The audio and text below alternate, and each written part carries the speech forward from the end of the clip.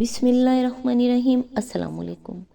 اگر آپ عین جوانی کے دور میں ہیں اور پابندی سے نماز پڑھتے ہیں، اپنے نفس سے لڑ کر خود کو حرام سے بچا رہے ہیں اور تمہاری تنہائی پاک ہے، موبائل کا صرف اچھا استعمال کرتے ہو، نیک لوگوں کی صحبت میں رہنا پسند کرتے ہو، تو یقین جانو اللہ کے بہت قریب ہو، کیونکہ جوانی میں گناہ اپنی طرف زیادہ کھینچتے ہیں اور آپ خود کو ان گناہوں سے بچا رہے ہو۔ ایسے ہی چلتے رہو، اللہ تمہاری دنیا اور آخرت ضرور سنوار دے گا انشاءاللہ۔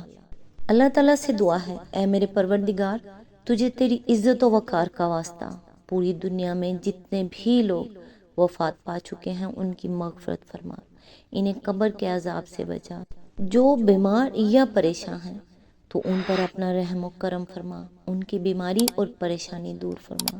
اے میرے پروردگار، تجھے تیری بادشاہت کا واسطہ ہمارے گناہوں کو معاف فرما اور اپنا رحم و کرم نازل فرما، آمین یا رب العالمین۔ آج انشاءاللہ سورہ کاف کی آیت نمبر 23 سے سٹارٹ کریں گے۔ اس کا ترجمہ اور تفسیر تفہیم القرآن سے بیان کروں گی جو اہل سنت جماعت کے لیے ہے۔ اعوذ باللہ من الشیطان الرجیم، بسم اللہ الرحمن الرحیم۔ اس کے ساتھی نے عرض کیا، یہ جو میری سپردگی میں تھا حاضر ہے۔ اس کی تفسیر ہے، بعض مفسرین نے اس کا مطلب یہ بیان کیا ہے کہ ساتھی سے مراد وہ فرشتہ ہے جسے آیت نمبر 21 میں گواہی دینے والا فرمایا گیا ہے۔ وہ کہے گا کہ یہ اس شخص کا نامہ اعمال میرے پاس تیار ہے۔ کچھ دوسرے مفسرین کہتے ہیں کہ ساتھی سے مراد وہ شیطان ہے جو دنیا میں اس شخص کے ساتھ لگا ہوا تھا۔ وہ عرض کرے گا کہ یہ شخص جس کو میں نے اپنے قابو میں کر کے جہنم کے لیے تیار کیا تھا اب آپ کی خدمت میں حاضر ہے، مگر سیاق و سباق سے زیادہ مناسبت رکھنے والی تفسیر وہ ہے جو قتادہ اور ابن زید سے منقول ہے۔ وہ کہتے ہیں کہ ساتھی سے مراد ہانک کر لانے والا فرشتہ ہے اور وہی عدالت الہی میں پہنچ کر عرض کرے گا کہ یہ شخص جو میری سپردگی میں تھا سرکار کی پیشی میں حاضر ہے۔ آیت نمبر 24، حکم دیا گیا، پھینک دو جہنم میں ہر کٹے کافر کو جو حق سے عناد رکھتا تھا۔ اس کی تفسیر ہے، اصل الفاظ ہیں القیا فی جہنم، یعنی پھینک دو جہنم میں تم دونوں۔ سلسلہ کلام خود بتا رہا ہے کہ یہ حکم ان دونوں فرشتوں کو دیا جائے گا جنہوں نے مرکز سے اٹھتے ہی مجرم کو گرفتار کیا تھا اور لا کر عدالت میں حاضر کر دیا تھا۔ اسی آیت کے ضمن میں آگے فرمایا، اصل میں لفظ کفار استعمال ہوا ہے جس کے دو معنی ہیں، ایک سخت ناشکرا، دوسرے سخت منکر حق۔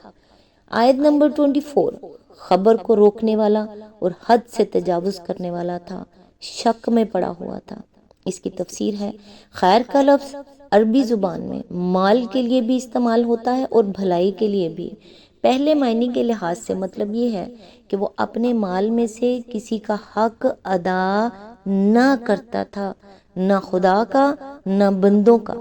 دوسرے معنی کے لحاظ سے مطلب یہ ہوگا کہ وہ بھلائی کے راستے سے خود ہی رک جانے پر اکتفا نہ کرتا تھا بلکہ دوسروں کو بھی اس سے روکتا تھا، دنیا میں خیر کے لیے سد راہ بنا ہوا تھا، اپنی ساری قوتیں اس کام میں صرف کر رہا تھا کہ نیکی کسی طرح پھیلنے نہ پائے۔ اسی آیت کے ضمن میں آگے فرمایا، یعنی اپنے ہر کام میں اخلاق کی حدیں توڑ دینے والا تھا، اپنے مفاد اور اپنی اغراض اور خواہشات کی خاطر سب کچھ کر گزرنے کے لیے تیار تھا، حرام طریقوں سے مال سمیٹتا اور حرام راستوں میں صرف کرتا تھا، لوگوں کے حقوق پر دست درازیاں کرتا تھا، نہ اس کی زبان کسی حد کی پابند تھی، نہ اس کے ہاتھ کسی ظلم و زیادتی سے رکتے تھے، بھلائی کے راستے میں صرف رکاوٹیں ڈالنے ہی پر بس نہ کرتا تھا بلکہ اس سے آگے بڑھ کر بھلائی اختیار کرنے والوں کو ستاتا تھا اور بھلائی کے کام کرنے والوں پر ستم ڈھاتا تھا۔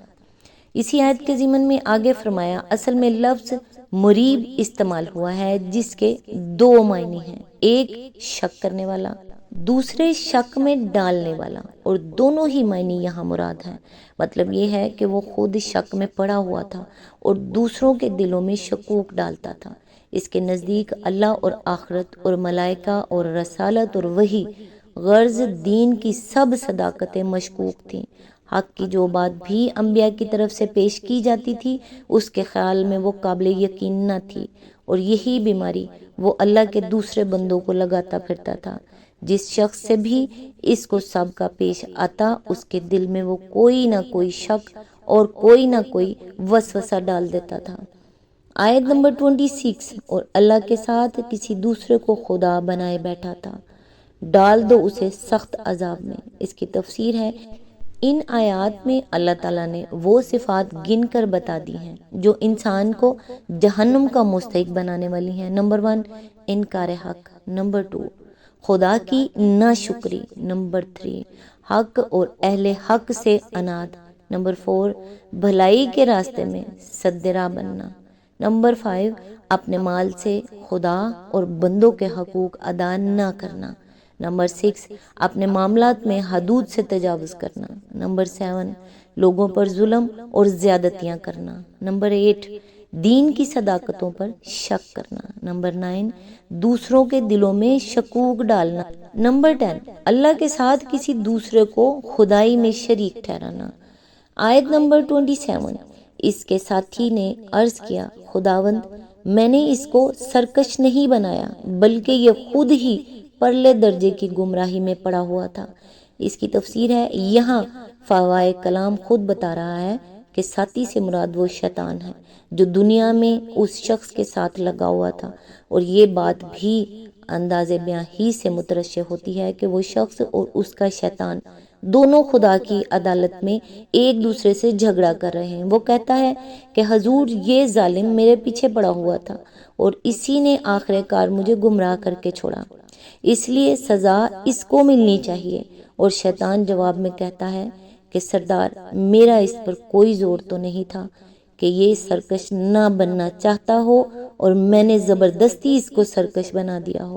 یہ کمبخت تو خود نیکی سے نفور اور بدی پر فریفتہ تھا، اسی لیے انبیاء کی کوئی بات اسے پسند نہ آئی اور میری ترغیبات پر پھسلتا چلا گیا۔ آیت نمبر 28، جواب میں ارشاد ہوا، میرے حضور جھگڑا نہ کرو، میں تم کو پہلے ہی انجام بد سے خبردار کر چکا تھا۔ اس کی تفسیر ہے، یعنی تم دونوں ہی کو میں نے متنبع کر دیا تھا کہ تم میں سے جو بہکائے گا وہ کیا سزا پائے گا اور جو بہکے گا اسے کیا خمیازہ بھگتنا پڑے گا۔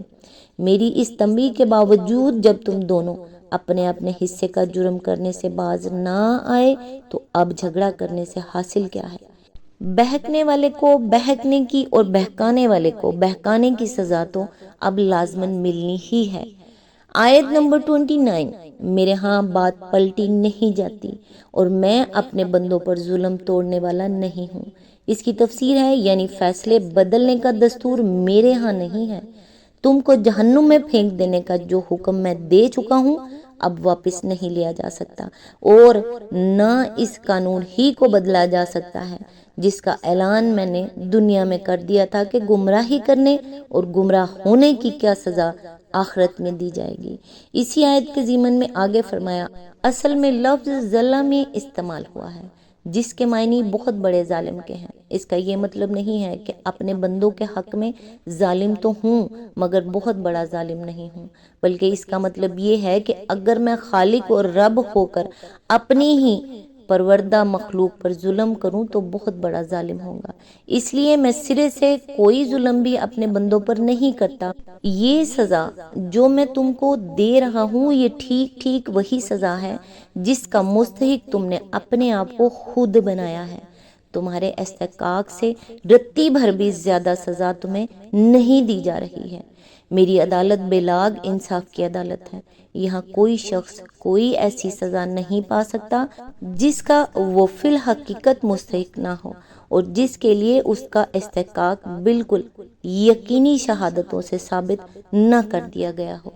آیت نمبر 30، وہ دن جب ہم جہنم سے پوچھیں گے کیا تو بھر گئی، اور وہ کہے گی کیا اور کچھ ہے؟ اس کی تفسیر ہے، اس کے دو مطلب ہو سکتے ہیں، ایک یہ کہ میرے اندر اب مزید آدمیوں کی گنجائش نہیں ہے، دوسرے یہ کہ وہ جتنے مجرم بھی ہیں انہیں لے آئیے۔ پہلا مطلب لیا جائے تو اس ارشاد سے تصور یہ سامنے آتا ہے کہ مجرموں کو جہنم میں اس طرح ٹھونس ٹھونس کر بھر دیا گیا ہے، اس میں ایک سوئی کی بھی گنجائش نہیں رہی، حتیٰ کہ جب اس سے پوچھا گیا کہ کیا تو بھر گئی تو وہ گھبرا کر چیخ اٹھی کہ کیا ابھی اور آدمی بھی آنے باقی ہیں۔ اور دوسرا مطلب لیا جائے تو یہ تصور ذہن میں پیدا ہوتا ہے کہ جہنم کا غیظ اس وقت مجرموں پر کچھ اس بری طرح بھڑکا ہوا ہے کہ وہ حال میں مزید کا مطالبہ کیے جاتی ہے اور چاہتی ہے کہ آج کوئی مجرم اس سے چھوٹنے نہ پائے۔ یہاں یہ سوال پیدا ہوتا ہے کہ جہنم سے اللہ تعالیٰ کے اس خطاب اور اس کے جواب کی نوعیت کیا ہے؟ کیا یہ محض مجازی کلام ہے یا فی الواقع جہنم کوئی زیرو اور ناطق چیز ہے جسے مخاطب کیا جا سکتا ہو اور وہ بات کا جواب دے سکتی ہو؟ اس معاملے میں در حقیقت کوئی بات قطعیت کے ساتھ نہیں کہی جا سکتی۔ ہو سکتا ہے کہ یہ مجازی کلام ہو اور محض صورتحال کا نقشہ کھینچنے کے لیے جہنم کی کیفیت کو سوال و جواب کی شکل میں بیان کیا گیا ہو، جیسے کوئی شخص یوں کہے کہ میں نے موٹر سے پوچھا تو چلتی کیوں نہیں؟ اس نے جواب دیا میرے اندر پٹرول نہیں ہے۔ لیکن یہ بات بھی بالکل ممکن ہے کہ یہ کلام مبنی بر حقیقت ہو، اس لیے کہ دنیا کی جو چیزیں ہمارے لیے جامد و صامد ہیں ان کے متعلق ہمارا یہ گمان کرنا درست نہیں ہو سکتا کہ وہ ضرور اللہ تعالیٰ کے لیے بھی ویسی ہی جامد و صامد ہوں گی۔ خالق اپنی ہر مخلوق سے کلام کر سکتا ہے اور اس کی ہر مخلوق اس کے کلام کو جواب دے سکتی ہے، خواہ ہمارے لیے اس کی زبان کتنی ہی ناقابل فہم ہو۔ آج تک کے لیے بس اتنا ہی، نیکسٹ انشاءاللہ آیت نمبر 31 سے سٹارٹ کریں گے۔ تب تک کے لیے دعاؤں میں یاد رکھیے گا۔ اللہ حافظ۔